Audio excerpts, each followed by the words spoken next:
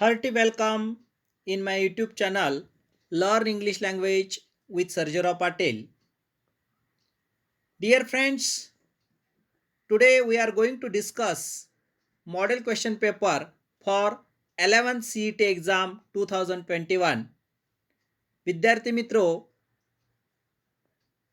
11वी प्रवेश प्रक्रियेसाठी CETची परीक्षा होणार आहे. त्याच्यामध्ये 100 गुणाचा पेपर होणार आहे.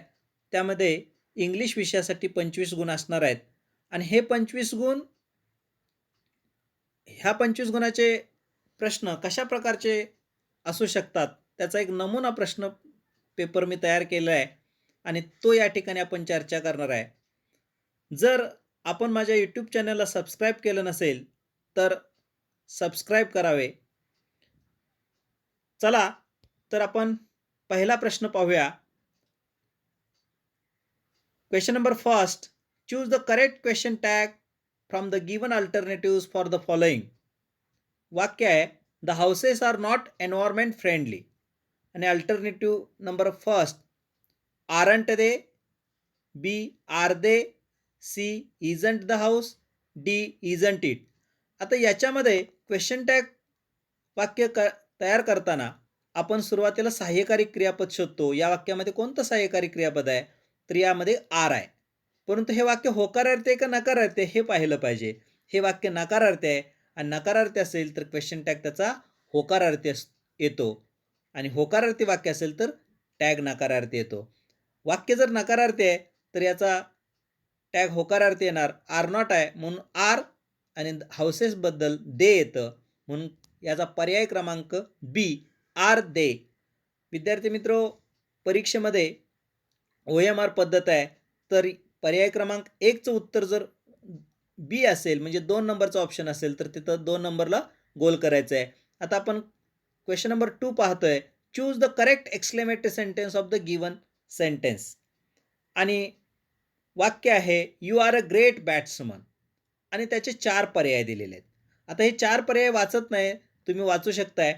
या ठिकाणी याचं उत्तर कसं काढायचं तर वाक्यामध्ये जर विशेषण असेल तर त्या विशेषण प्लस नाउन असेल तर त्या वाक्याची सुरुवात व्हॉटने होते आणि केवळ क्रियापदानंतर विशेषण असेल तर आपण हाऊने सुरुवात करतो.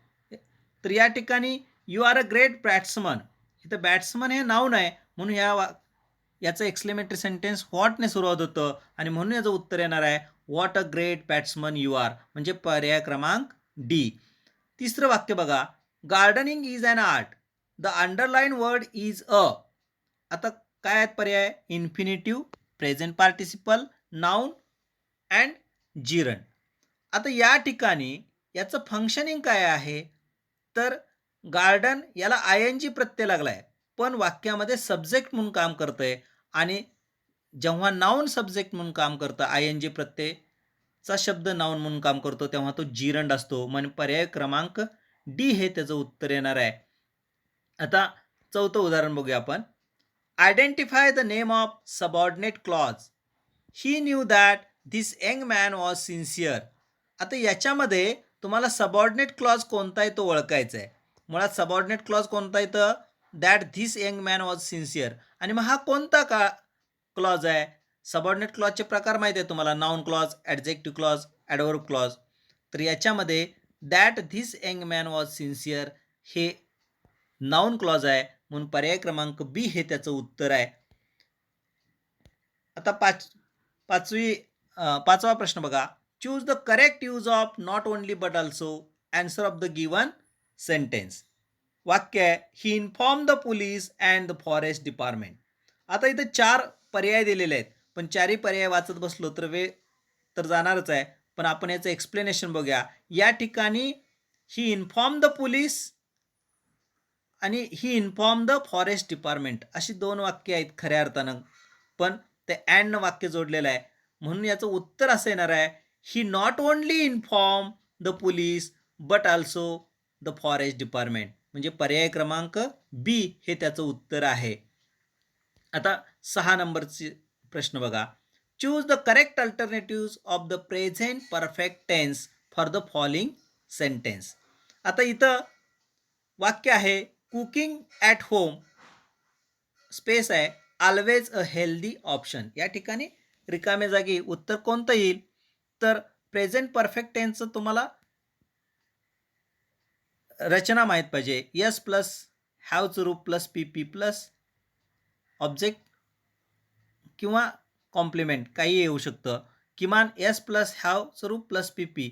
मग या ठिकाणी हॅवचं रूप काय येईल हॅज आणि बीचं रूप तिसरं बीन म्हणून काय येणार आहे cooking at home has been म्हणजे पर्याय क्रमांक 1 हे त्याचं उत्तर येणार आहे प्रेझेंट परफेक्ट टेन्सचं. 7 नंबरची ॲक्टिव्हिटी बघा. Choose the correct positive degree from the following alternative for the following. वाक्य आहे the Nobel prize is one of the greatest honours in the world.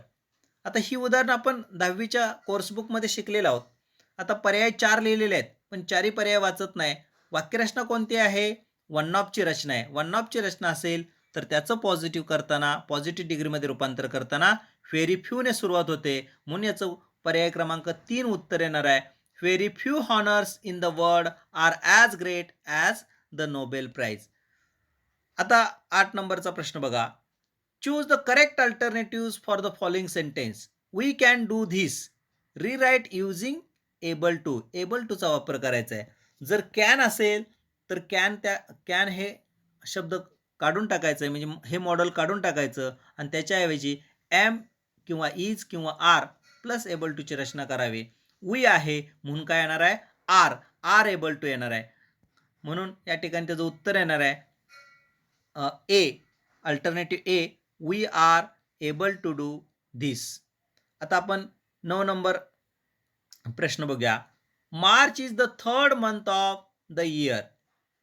कंसात सूचना आहे identify the part of speech of the underline word. इथं शब्दाची जात ओळखायची आहे. आता मार्च इथं सुरुवातीला झाले सब्जेक्ट म्हणून आहे म्हणजेच हे नाऊन आहे म्हणून त्याचं उत्तर येणार आहे ए नाऊन. आता आपण आपल्या 10वीच्या कोर्सबुकमध्ये धडा आहे लेट्स मार्च त्या ठिकाणी मार्च हे वर्ब म्हणून वापरलं आहे पण या ठिकाणी या वाक्यामध्ये हे नाऊन आहे. 10 नंबरची ॲक्टिव्हिटी बघा. Choose the correct alternative of the following. आता सुरुवातीला स्पेस आहे पॉसिबल म्हणजे तुम्हाला प्रिफिक्स जोडायचं आहे आणि हे 4 प्रिफिक्स दिलेले आहेत बघा इन इर इम आणि डिस. इतकं सिम्पल आहे. काय येणार आहे इम्पॉसिबल म्हणून याचं पर्याय क्रमांक सी इम हे उत्तर येणार आहे. आता 11 नंबर प्रश्न बघा. Choose the correct alternative of the following suffixes. आता एक शब्द दिला आहे मॅनेज आणि त्याला खाली 4 सफिक्स दिलेले आहेत आणि त्यातलं योग्य कोणतं तर कोणी सांगेल मॅनेजमेंट म्हणून पर्याय क्रमांक ए हे त्याचं उत्तर येणार आहे. आता 12वा प्रश्न बघा. Who am I. आता मी कोण आहे. I say more about an action in bracket verb. मी क्रियेबद्दल अधिक माहिती सांगतो किंवा कृतीबद्दल अधिक माहिती सांगतो. क्रियापदाबद्दल अधिक माहिती सांगणाऱ्या शब्दाला काय म्हणतो आपण क्रियाविशेषण म्हणून याचं उत्तर पर्याय येणार आहे सी ॲडवर्ब. आता बघा suddenly the baby started crying. या ठिकाणी हिथंही शब्दाच्या जातीवरच प्रश्न घेतलेला आहे. Identify the part of speech of the underline word. आता या ठिकाणी एलवाय शब्द काय दर्शवतो हे ॲडवर्ब आहे म्हणून ह्याचं उत्तर येणार आहे पर्याय क्रमांक डी ॲडवर्ब. पुढचा प्रश्न हा 14 नंबरचा प्रश्न उतारा वाचून त्याच्या खाली उत्तर द्यायचे आहेत. म्हणजे 14, 15, 16, 17 आणि 18 हे 5 प्रश्न ह्या उतार्यावरती सोडवायचे आहेत. हा उतारा मी संपूर्ण काय वाचत नाही. Banana is a wholesome food. It is made of water 75%, sugar 20%, proteins 2%.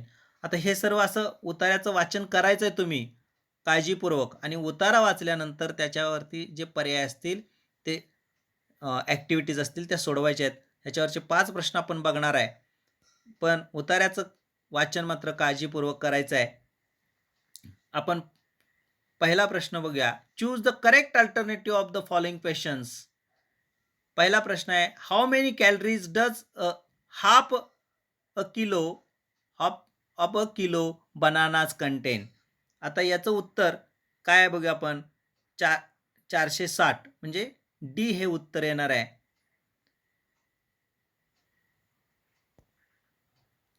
प्रश्न क्रमांक 15. What type of bananas are use in American and Asian kitchens. तर कशा प्रकारचे केळी अमेरिकन आणि एशियन किचन्समध्ये वापरले जातात. Cooked, uncooked, boil, steam. त्याचं उत्तर येत आहे बी, अनकुक.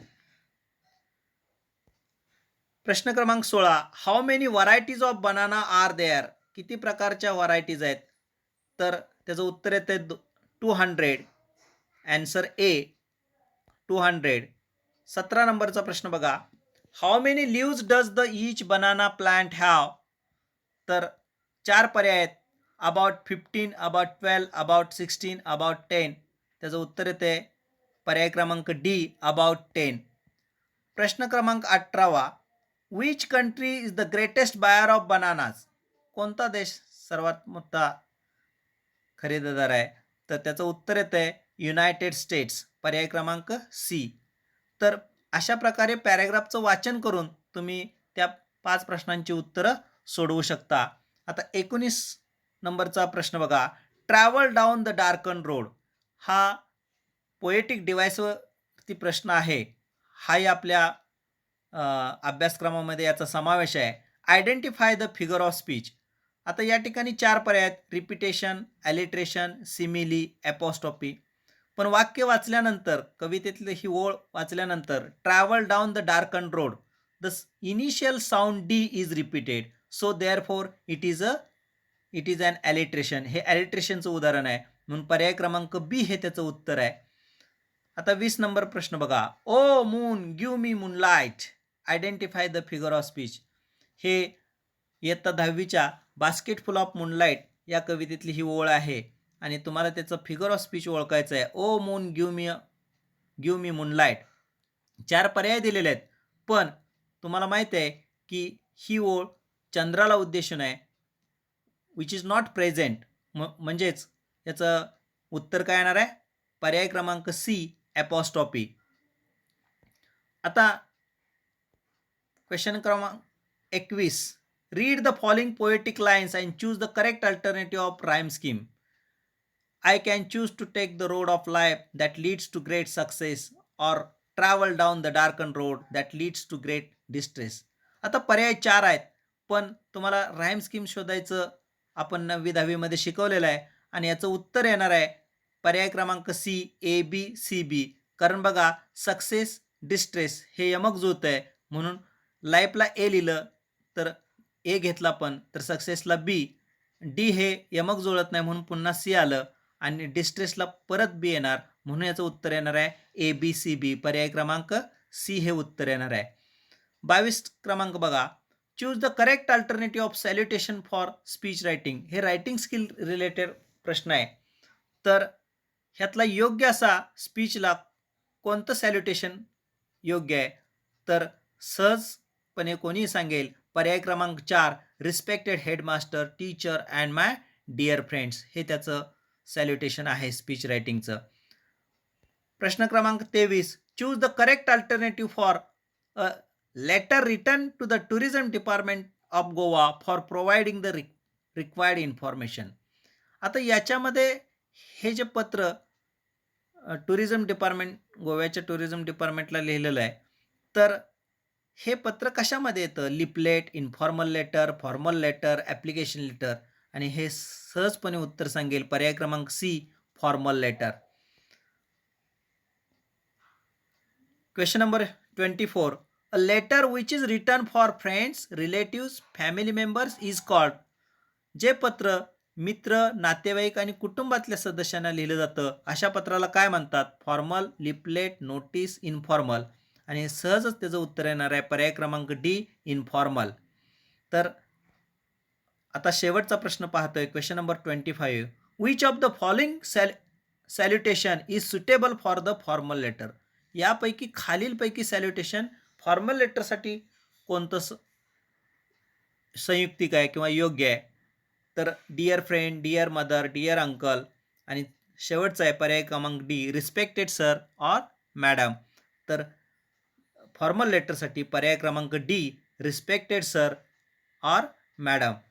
तर अशा प्रकारे आपण एक प्रश्नपत्रिका घेऊन त्या प्रश्नपत्रिकेची चर्चा केलेली आहे. विद्यार्थी मित्रो, निश्चितच माझा व्हिडिओ तुम्हाला आवडला असेल आणि अशाच प्रश्नपत्रिका नवनवीन मी इथून पुढे यूट्यूबवर अपलोड करणार आहे.